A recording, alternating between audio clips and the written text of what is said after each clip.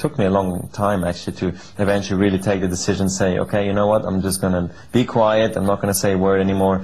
And I actually did that, but almost too much. I got to an extreme where I was way too quiet, and emotions were gone. So the best shot was normal, the worst shot was normal. I said, this can't be true. I got like into this flatliner, you know.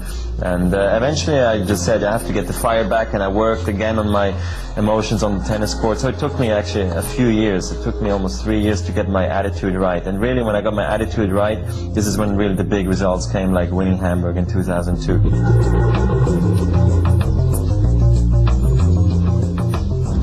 On the clay of the German Masters Series event, Federer's game clicked into gear. The speed, the poise, the grace, the shots all came together. In the final, hapless Marat Safin was left demolished and demoralized as Federer took his third ATP title, by far and away the most satisfying and significant. He played incredible.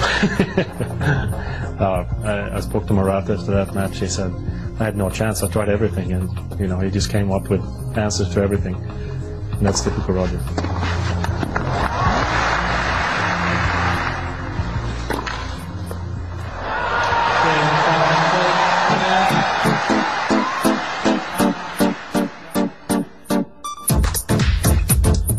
While time spent away from home once meant loneliness and homesickness, Federer was now relishing the life of the professional tennis player. While the Sampras-Agassi generation came to the end of their careers, Federer was part of a new generation. The question was, could he make the transition from being ranked in the world top 10 to the next level?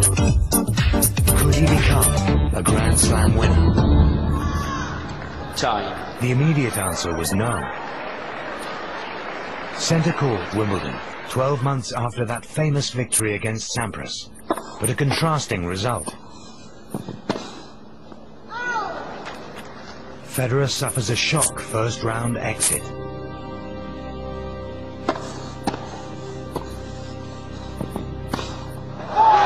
But the weight of a mere sporting defeat would be put into its proper context when just a few weeks later came tragic news from South Africa. The death of Peter Carter, Roger's coach and mentor during his youth, in a car crash, cast a shadow over Roger and his family. It was a great shock for him because it was a person that he admired, a person that he adored as a character, as a person, as a mentor. I think Roger took it quite hard, like me as well, and it was tough. It was tough for both of us. He didn't play the following tournament, and he came back to Basel immediately for the funeral. And I think this was one of Roger's, I would say, greatest shocks he had in his young life.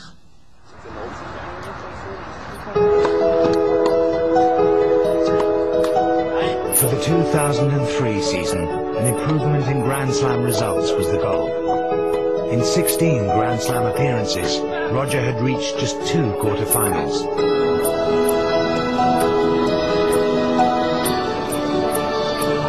Following his first-round upset the previous year, it was only natural that an air of caution pervaded his challenge for the 2003 Wimbledon Championships. In some ways I felt confident, in some ways I felt a lot of pressure, because I remember exactly what happened the year before and what a disappointment it was. You know, my father was disappointed, my stringer was disappointed, my coach was disappointed, my girlfriend, I was like, oh God, you know what happened? And so here I am again and trying to make it up to everything that happened, and I just came off a first-round loss at the French Open as well, where people started to question me if I was going to be maybe one of those guys who could never fulfill the talent. So I felt a lot of pressure. But once the tournament got underway, I started to feel better.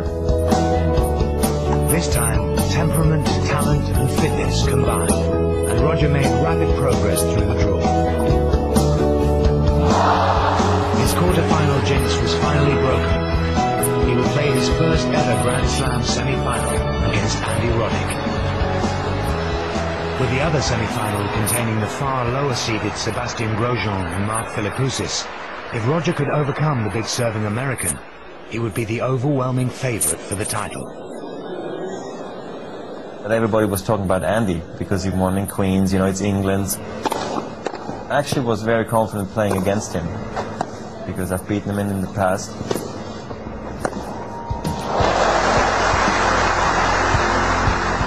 Can't play better than that. I didn't expect the match to be so easy.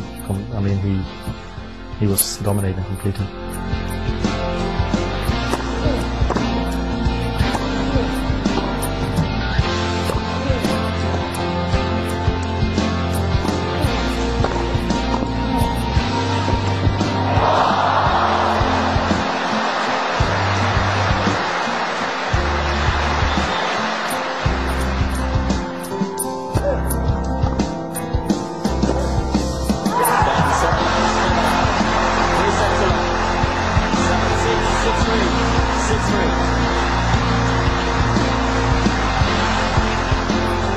When I beat him so convincingly like I did, I was like, you know, I knew it, I could do it, but people were like in awe.